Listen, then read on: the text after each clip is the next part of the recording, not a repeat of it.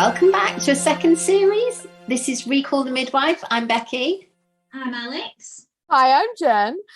Just a quick reminder before this week's episode that there are some topics in it that deal with domestic abuse and sexual exploitation.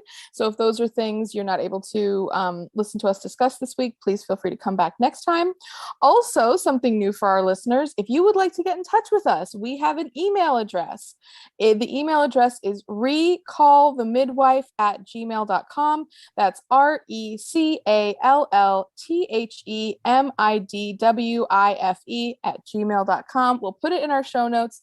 Please feel free to reach out. We would love to hear from you. Okay, I'm going to give a quick synopsis before we get started. This week, we meet Molly Brignall and her husband, Richie. Molly is pregnant with her second child, and when Jenny visits her at home, she finds the home is not ready for a home birth, and after meeting with her regularly, she learns that Richie is abusive. This is a struggle throughout the midwife's care. Trixie and Sister Evangelina are called to a pregnant woman on the docks, and when they arrive, they find that the pregnant woman in question lives on a huge ship. Once inside, caring for her proves complicated, and the dynamics of her presence there is also difficult for Trixie and Sister Evangelina. Jenny celebrates a birthday at Nonnatus House in this episode, and the girls celebrate with a party and a trip to the movies. Also, Sister Bernadette begins to show more feeling for Dr. Turner in the small things she does. This week, she takes the time to sew a new button on his lab coat after learning he can never do it himself due to all of his obligations. So, what should we talk about first? Should we do the really bleak, dark, depressing Molly Brignall first? Or the more light-hearted sexual exploitation on a boat? Which one do you want to do? Let's just go. Go ahead, Beck. Yeah. Well, I was just going to say, there's so much happens in this episode that it's just an action-packed episode. Yeah. Let's go with Molly Brignall, because I think the second story is slightly uplifting. It definitely has a happier ending, that's for sure. But this is the season opener. I remembered this storyline, but I forgot that it came at this place in watching the show. And like, we just went from that Christmas episode, which was so tough, to this one. And I know, we're watching them back to back, and obviously in real life you'd have time in between, but my goodness gracious. Okay. Well, I got quite excited because the first bit where Jenny's like riding with all the men going to work in the morning. Yeah. And it's the music of like, and I was like, yes, it's back. Like I'd been away for like 12 weeks or something. And I hadn't. I'd literally watched it like the week before. But yeah, I was loving that. And she's just there like getting down to business. And then she goes into Nonnatus house and they're like, happy birthday, here's a cake. You've just been staring down a vagina. Yeah, I loved it. It was very sweet. Molly Brignall. Molly Brignall. No, I like that they took that moment for celebration. Okay, so we meet Molly Brignall. She's missed her appointment at the clinic, so Jenny goes to visit her at home, and when she comes in, she finds the apartment that they live in really squalor is the right word. I mean, it's just terrible. It's really dingy. It's really dirty. Molly doesn't look that pulled together. And Lorraine behind the couch. Oh, bless her. Oh, and she looked so scruffy, that little kid. So sweet and cute, but just really like kind of unattended. And then Jenny definitely picks up that something is up in that first visit. The fact they didn't even know they had a child. Like this child was just cowering behind the sofa. Like that is not obviously normal behavior. Mm-hmm. Mm-hmm. I mean, I don't want to make light of a very serious situation, but when Jenny Lee says that one of the most difficult parts of her job is having to pry, I was like, oh no, surely that's one of the best parts of your job. I did think of you. So nosy. Oh my gosh, we have really unearthed how nosy you are, Bex, and this is why I'm awful. Well, Bex, do you remember? Listeners won't know this, but Bex once went for a meal out, and someone was breaking up with someone on the table next to her, and she was like basically out with someone, and she was like shush, and like basically made them listen to the conversation of the breakup all night. And I've since heard the story of the breakup. It was juicy. Yeah, it was amazing. He was moving to Singapore, and he basically brought her out to a restaurant to tell her that he was moving to Singapore, and she was not going with him. It was so good, Jen. Oh wow. Anyway, point being, Bex is absolutely made for interrogation and crime. Anyway, we digress. But yeah, you can kind of tell the husband is something's up there very quickly. He's very controlling. Yeah, and Jenny asks around about it, and they're like, well, and so then they say, well, why don't you talk to the mother? Because really the issue that Jenny has at the beginning is that the home is just not safe for a home birth because it's not kind of clean enough, essentially, which, again, I mean, the place people have given birth in the show already, but okay. So Jenny goes to the mother. The smokehouse. The smokehouse, the toilet, the communal toilet. But she goes to Molly's mother, who also lives nearby, and she kind of says, this is the situation. Can you just kind of tell me give me some context here? And so there's actually a really interesting backstory about Molly and kind of like why, and the mother really gives a lot of history. Bex, do you want to talk about it? Well, she was evacuated as a child. Okay, she was evacuated from the Blitz in World War II, I think is what. Yeah. But her mum was like, I did my dancing men. Wait, what does that mean? Well, I kind of got from that her mum was out all the time, having a great time, forgetting the kids. And then when the kids came back, she kind of didn't take to motherhood as quickly as she could have been because she was still doing the dancing. That's what I took from it. Okay, I have a question. So basically the story the mother tells is that she says to Jenny, I'm really sorry that the house is in disarray. I'm not really allowed to go over there very often because they don't really like me coming over. But the reason they don't want me to come over is because Molly's husband, Richie, is basically not a good guy. And so I would help out, but I'm just not allowed to go. And then Jenny kind of, what gives her a look or whatever. And she says, well, here, let me just basically tell you a little bit about Molly. And so she says, Molly and her brother were evacuated during the Blitz. And I don't remember if Molly's father was also. He was killed. He was killed in act. Okay. Yeah, because she refers to the telegram on the mantelpiece, doesn't she? Yeah. So they both lost their father and then they kind of lost their mom because they were taken to the countryside as part of a safety program and the mother didn't go with them. And so she says, when they left, they were these sweet little kids and all that. But by the time I kind of reconnected with her, she was like starting to go through puberty. And once she was starting to get male attention, then she just didn't want to hear anything from me. And then Richie was basically the first guy that she met that, showed an interest in her. And she, became pregnant. And she's like, I really thought that he was just going to ditch her, but he didn't. And I kind of was even more sad that he didn't leave her because I didn't think he was a good guy before they got married. But he did kind of, quote, do the right thing by sticking with her and the baby Lorraine. And then it's kind of snowballed since then. And, she said, I missed an opportunity to really, be there for this child that then became this woman that's, kind of, almost was vulnerable to a man like Richie, who's very abusive. I don't know if she was basically acting like it was her fault. So I don't know if they're trying to make it out that the mum feels guilty when she shouldn't, or if the mum is part of the problem as well. Usually it's like given to you on a platter, like on in Call The Midwife. Right. So I don't know. She did the right thing by her daughter and her son by them being evacuated. Yeah, totally. But the days for dancing thing was, I think, intimate that she was off with loads of men. Well, that's what I took from that. I mean, Molly is the victim of coercive control. It's almost like Richie's groomed her. Yeah. True. And she's got like marks on her, hasn't she? Like fag burns and like, oh, it's terrible. Yeah. Bruises everywhere, and poor little Lorraine's terrified. And I am surprised that we don't see more of this in other episodes because just the times, they've just come off the back of the Second World War. Like, as a country, austerity, they were trying to build the country back. Like, I'm surprised there wasn't more domestic violence shown. Yeah. But that wouldn't be cheery on a Sunday. Although, to be fair, I don't think there would have been a lot of, coerced prostitution like he's basically made her do. Well, that's the spin at the end, because at the start we think Molly's the victim. Well, she is. She is. But this is what I don't like about this episode, is the way they spin it at the end. Well, do you want to kind of explain what happens at the end? Or what happens to Molly? When she goes into labour, Richie's basically locks her in the house. Mm-hmm. She goes into labour. She goes to the maternity home to give birth. But Molly, basically, before dawn, takes the baby, returns home to Richie. And it's at that point that we find out the mother thinks she's lost contact with her again. And Jenny goes by multiple times. Oh, in the first month, I think, or first 6 weeks. But they she never doesn't let answer her the door. in They to never check let her up on in. her.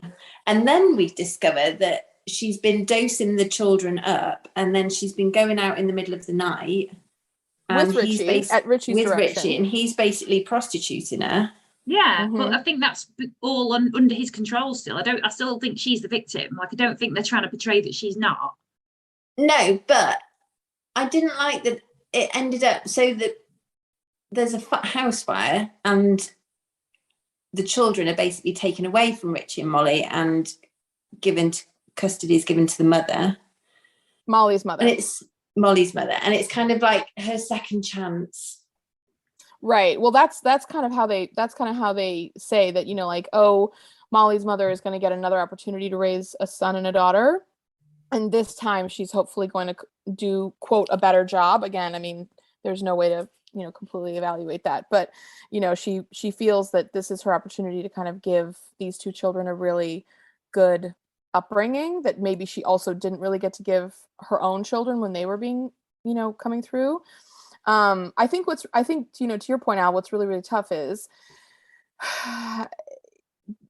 it is a gray area as to whether Molly's mother did, quote, the right thing or the wrong thing. And I think I think the thing that's really, you know, painful and difficult about these kind of issues is, and I actually think the reason they probably don't deal with domestic abuse more in the show is because it is so complicated and there's like so many different ways it can go. And like, you know, and also it is a Sunday night, like, I know, it's so hard. It's so dark. I mean, the thing that really broke my heart about it is Molly is very clearly a victim, as is Lorraine, as is the unborn baby at the, you know, throughout almost the whole episode. And then in those last 5 minutes, you see that her victimization also turns her into someone who is abusing a child and her family as well. You know, she becomes an abuser based on the experience that she's having with an abuser. And so I just want to clarify, I 100% think Molly is a victim, but I would have just liked Molly to have had the second chance. Well, that's the thing that's really sad. Yeah. Can I also say one more thing about Molly? Like, this is a bit more lighthearted, but it was still a bit mental. So she's there giving birth, and it's not a nice thing, and she's silent, and they're like, oh, yeah, she's a victim. And then she starts going on about this horse giving birth for ages, like stood up in a field. We stood up in a field. And then she's just carrying on like just with the stud on its back. And I'm like, what are you going on about? Like, I didn't know if they was trying to be like, make it profound or something. But I was just like, shut up, you're babbling. Oh my gosh. Oh, wait. Is this the episode where Dr. Turner also introduces nitrous gas to the poplar? Okay, so that is actually a very funny, lighthearted storyline that I forgot to add into my synopsis because we were kind of talking about how to break this down. And that is something we will have to chat about. But it made me, when you just said that, it made me think, oh my God, how much gas did she have? She really was like kind of... Well, she refused it. She refused all gas. That's the thing. I was thinking it was going to be like this babbling, and then I watched it back and she had no gas. Yeah. Okay, so Molly Brignall, very tough, very complicated storyline, but I think equally complicated, but you know, with some definite happier parts to it, is Sister Evangelina and Trixie getting called to the docks, and when they get there, they're like, okay, where's this lady that needs help? And then they're like, oh, she's up there, and they literally point to this massive it's like the Titanic, you know what I mean? I could not do that. Oh, that ladder, I could not have pulled myself up that ladder. Then the second they got over the top of the ship, I'm like, how do they get down? I was exactly the same. The same. But also, can I just say, poor Trixie, she's thinking she's going there with Jenny, and then she gets Sister Evangelina. Although, I would be so much glad. I was so glad that I had Sister Evangelina because she's hard as nails, rather than Jenny on the boat with loads of men. I'd be like, oh my goodness. Oh my God, the way that she was like, sprackensy hot water and towels and everything. And she's like, I mean, she was absolutely a champion. But she fell over the rail and dislocated her shoulder the second she got on the boat. They showed her like being carried off in an ambulance. I'm like, how did she get down? How? I know. I was the same. Yeah, she would not have been able to. Also, if Trixie had fallen over the boat and dislocated her shoulder, she would not have heard the end of it from Sister Evangelina. So true. That's probably true. Okay, wait. Did I write it in my notes? Because this was actually really, I think I wrote it down. I do love the end bit where Sister Evangelina's being carted off on the stretcher and Trixie literally like pats her head. She's like, get your hands off me. Okay, wait, though, this is one very small thing. Sister Evangelina is on the phone taking the call from Officer Noakes about the fact there's one and thing. And Trixie was just talking to her about, her shifts. And she's like, well, all these babies have been born. Like, what am I supposed to do? I don't want to do like house calls or whatever it is. And she's like, no, I'm sending you over to something building. And the building's name is like Mefeking or something like that. Do you guys remember this? Mandel. I do remember it. I've not written it down. It truly sounded like a swear word, and it just was really making me laugh so much, because I just thought, oh my gosh, one slip of the tongue as they're acting this scene, and all of a sudden you're gonna say something absolutely cannot be in the episode. I'm gonna have to find it, and I'll save it for our quote recap at the end of the series. But oh my god, it was really had me laughing. But yeah, they get there. Okay, so when they get there, they find out the ship's captain says, oh, there's this woman on ship, she's my daughter Kirsten, she's she needs your help, and I don't know, I think they told he's them like, oh, she's screaming out 5 minutes apart, like, basically, because his English is very broken, even though he's Swedish. Like, they all speak amazing English, although yeah, it was funny when she was like, sprechen die dick Deutsch, and they're like, but yeah, she's like, I don't care. Yeah. They get on board, and this captain has essentially been pimping out his daughter to all the men on board. And one of them was Glaswegian. I'm not being funny. I don't know why I expected the guy who spoke English to have better morals. Maybe it's xenophobia in me, but I was just like, how? This is wrong. Well, okay, another shout out to my mom. We watched this episode together, to before we were recording this podcast so I could refresh. But the first time that she and I watched it together, they go to the ship and she does the thing where she's like, wait a minute, you're gonna see what's gonna happen. Just get ready. You think you know? You don't know. You don't know what's gonna happen on here. And I did not know what was happening on there. And when I found out, I was like, oh, not the father. Oh my god. And I was as appalled as Trixie and Sister Evangelina. Once they were like putting the pieces together. Kirsten as well? 18 at best. I thought that. I didn't think she was super young. She didn't look really, really young to me, but she looked very... She was like, my father, he thinks of everything. He's got, I don't know what accent that was, sorry everyone. But he's like, look under my pillow. And Trixie looks under her pillow. She's like, oh my goodness, this is the most amount of contraceptive sheath I've ever seen in my life. And she's like, he thinks of everything. And it's like, well, not really, mate. You're up the tub. Yeah, exactly. And what we find out is that her mom has been gone for a long time. I believe she passed away. He's a working ship's boat captain. And, again, how he got here, we have no idea. But he basically made the decision that he was going to have her travel with him. And that, again, there's no way, I mean, how it came to be, there's no way that it was a consensual decision that she made by herself. But she somehow got into the regular habit of being a sexual partner for these men on the ship, because the captain's logic is that, as long as men have basically an outlet for that there'll be no fighting, everyone will be a lot more chill, they'll just do their work and will be happier. The other thing that annoyed me, though, like, she was like, oh, men just fall off my body, and I'm like, oh. But the other thing that annoyed me was, like, they had another cell that had more room. Not cell's a bad word. Actually, cell's probably the right word for this. Well, it looked like it was like the. It looked like it was like the. It was the captain's room. Yeah, but it's the way that they were like. Yeah, as if you wouldn't put your daughter in that, though. Do you know what I mean? But like, it's the way they were like, oh god, how neglectful, not giving her a bigger room. It's like, I think maybe pimping her out was worse than that. But it was like basically to like show us as a viewer, like, oh, he's awful. Yeah, I mean, if you're going to do that to your kid, are you really worried about like, oh, the accommodation to me wouldn't have been the big issue there, but yeah. Did you not think it was slightly heartwarming though? Okay, only at the very end, Bex. Nothing about that storyline. Wow, we really have to have an offline discussion about like your. Whoa. Sorry, can we just? Which bit is heartwarming? Yeah, say one. So when they move her from her room to the captain's room, so that they've got a bigger space. So she's not wedged in after being impregnated forcefully by one of the dad's disgusting subordinates. All of the sailors seem really concerned for it, and then one of them puts a necklace on her. It just seemed as if they all cared.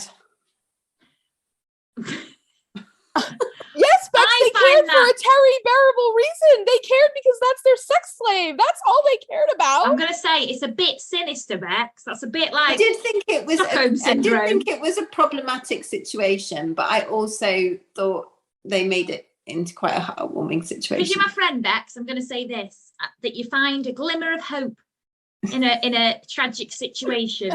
It's a silver lining for sure. I felt really irritated at them cheering. I was like, don't pretend now that you care who's about the dad? her. Why? Who's cheering? Nobody knows. Well, all of them are. They had no freaking idea. Just draw straws and pick one at that point. I mean, they've all been horrible to this girl by just using her this way. And I mean, I'm sure, like, this is a classic example. Like, this kind of sexual abuse and unconsenting sexual, unconsenting sexual acts do not always have to be, a violent thing that, like someone's been hurt, they've been damaged, physically, whatever. It, like, sometimes it can just be that someone will, passively have someone do something to them, but that's still not a consenting sexual act. I mean, it was just so deeply upsetting. Oh my God. Well, both main storylines in this episode is basically about someone in a position of trust. Yeah. Basically exploiting their daughter and her wife. Like, it's just pimping them out, basically. Pimps, boats and hoes, like in Step Brothers. You know what my mom actually said? We watched this episode and she was really incensed by the Kristen storyline, actually. And I won't tell you some of the things she said, but anyways, she goes, this episode is about generations. And I don't know why, but that just felt so profound to me, because it's like each storyline is all about aging, moving through life, and each storyline has at least 2 generations as a key feature of, why something happened, what's going to happen in the future. Actually, no, 3 generations, because in each storyline there's a parent, a child, and then a grandchild that comes about, and how the 3rd generation in each of those storylines, there's a determined character that's going to try to make that little baby's life better as they go forward. Can I just say, I love your mum, and I think she's very wise, and that's a very good point. But I will say that literally is every single episode of Call The Midwife.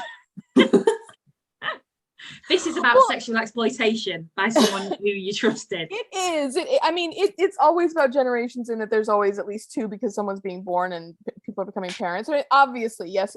I don't know. It really rung a bell for me. But the thing I will give you, Bex, and I did think was heartwarming, was that Kirsten says to Trixie and Evangelina, I didn't really realize how screwed up the situation was until I saw what you guys thought of it. Yeah. And then I kind of was able to have a little bit of separation and reflection about what was happening here. And my father realized how bad he was, because he also saw that, coming back from the 2 of you.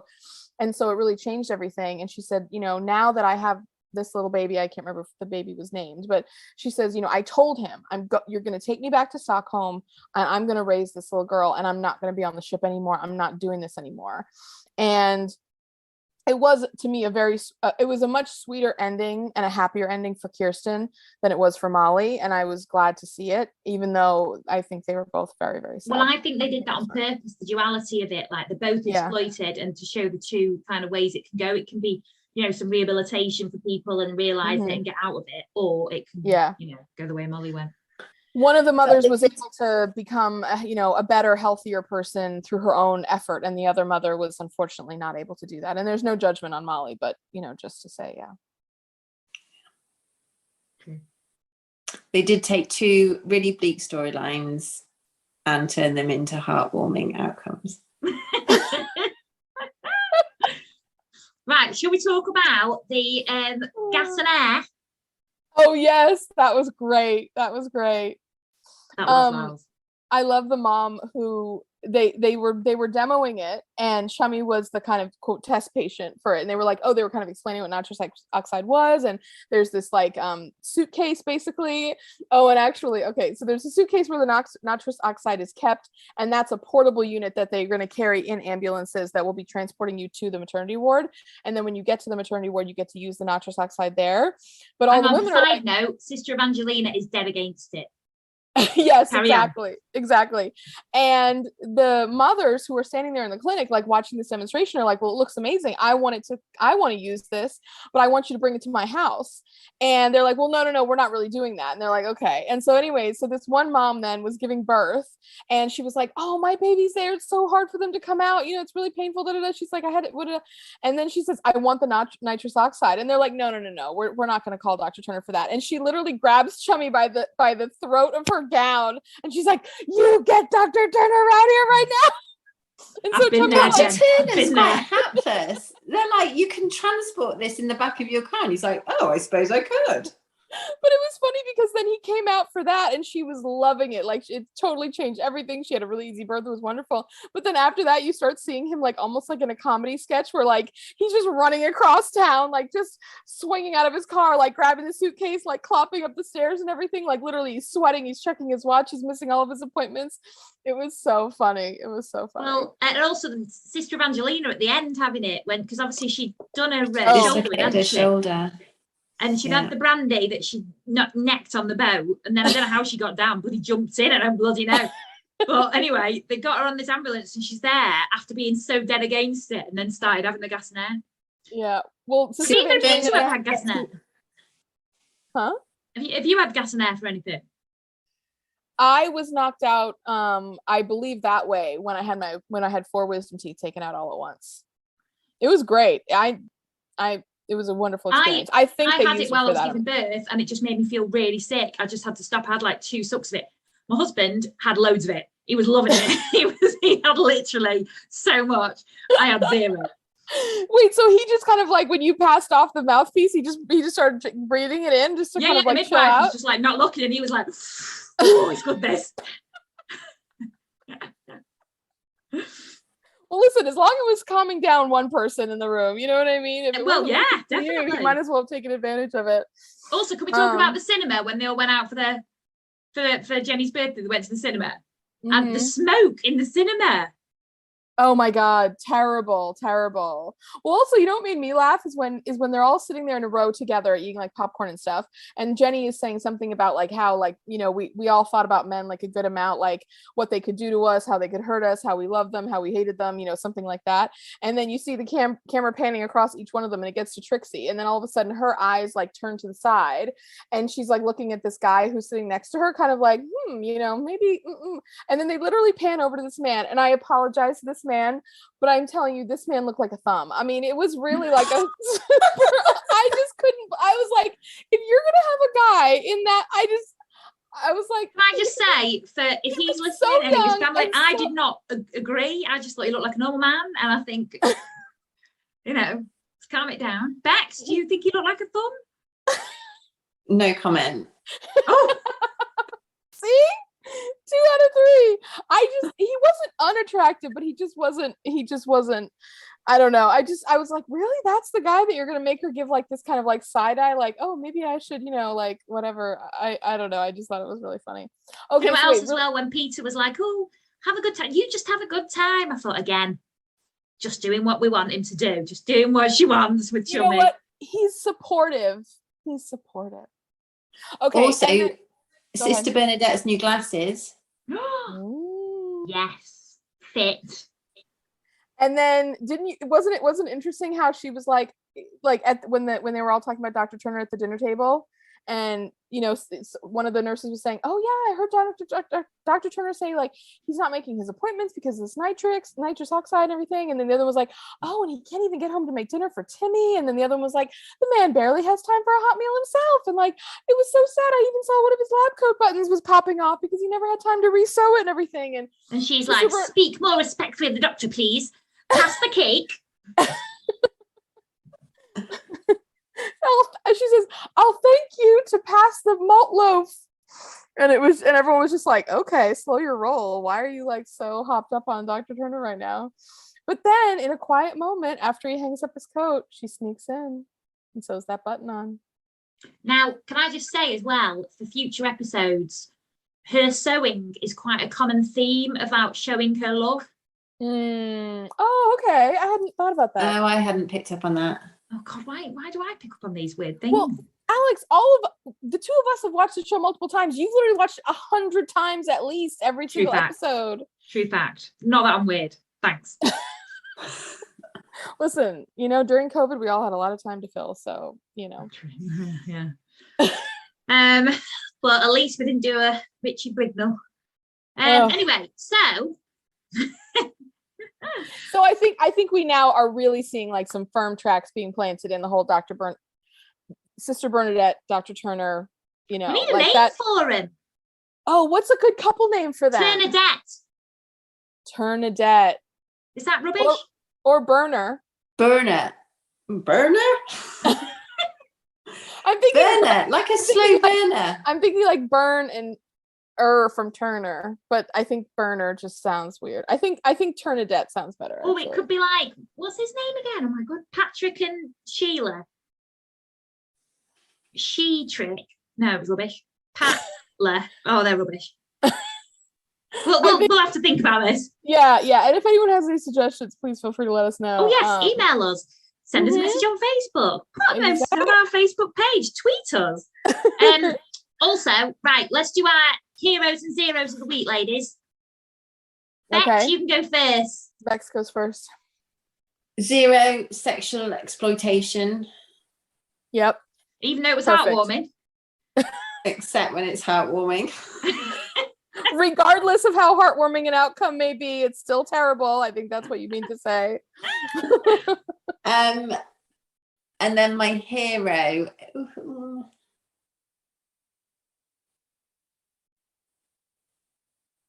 Who is my hero? We can come back to you if you want. It's a hard one to find any glimmer of heroiness or anything in this. There's tough heroes in this one. My hero is going to be Trixie because Sister Evangelina doubts her and she pulls it together. She does. And also, how good did she look in her slacks? Yes, she did. She looked like a movie star. It was so good. I know. She looked so glamorous. So Trixie is my hero. Right, Jen? Are you starting to warm up to Trixie, Bex? Yes, I am. There we go. I like the way she stood up for herself. Yeah, she was ace. Yeah, really good. Hero 0? Okay. Yes, so I'll just say, 0 is the domestic abuse, because obviously, I mean, it's a terrible, terrible situation that Molly Brignall and her poor family are in. And I think we all feel, the real sadness of that and the complication of it for everyone involved. So very bad. Also, I thought when Richie's being really violent in front of Nurse Jenny Lee, I don't know why I called her Nurse Jenny Lee. It's fine, very formal. Yeah, Jennifer Lee. I'm surprised he was so blatant in front of such an authority figure. Well, he's got away with it, hasn't he, for so long? And then she didn't press charges. Like, he's just getting bolder and bolder.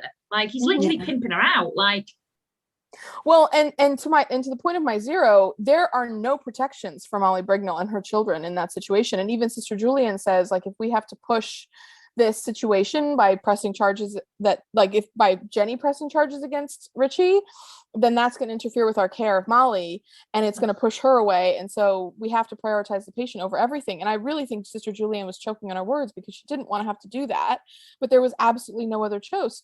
And it was just hard. I mean, it was so bleak. Just bleak is the term for this. The ultimate saddest. Okay, but hero,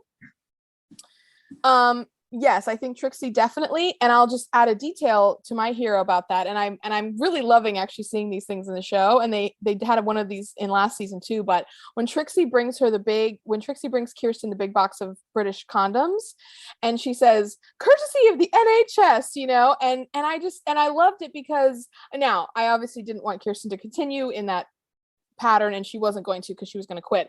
But what I really liked was seeing the NHS really coming into its own and like really starting to do meaningful things for people's lives, and for care providers to advocate for their patients and like provide the things that they really needed. I mean, even if it was like 1,000 condoms or whatever. And I just thought like that is what like a national healthcare service can do, and it's starting to have really a wonderful positive impacts on people.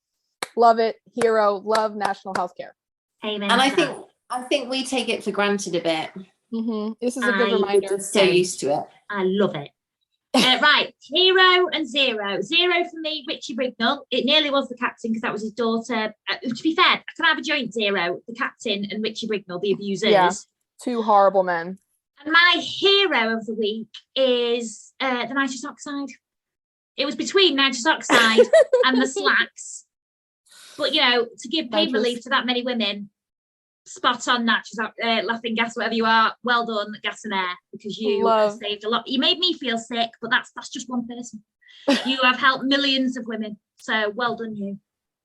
Millions of women for generations. Yeah, generations. Yeah. So profound. I'm not gonna let go of that. I love it. I have to shut up my mom. She loves this show. Okay. Well, that's the end. And thank you so much for listening. Okay. And next week is series 2, episode 2. So please join us for that. Yeah, and watch it first. Listen to us. Let's all have a laugh. Exactly. And I'm just going to remind people of our email address. It will be in the show notes along with the other ways that you can reach out to us. But our email is recallthemidwife@gmail.com. We really hope we hear from people.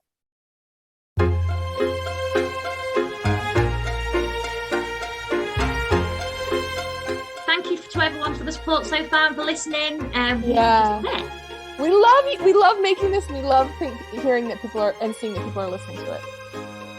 See you guys next week. Bye. Bye.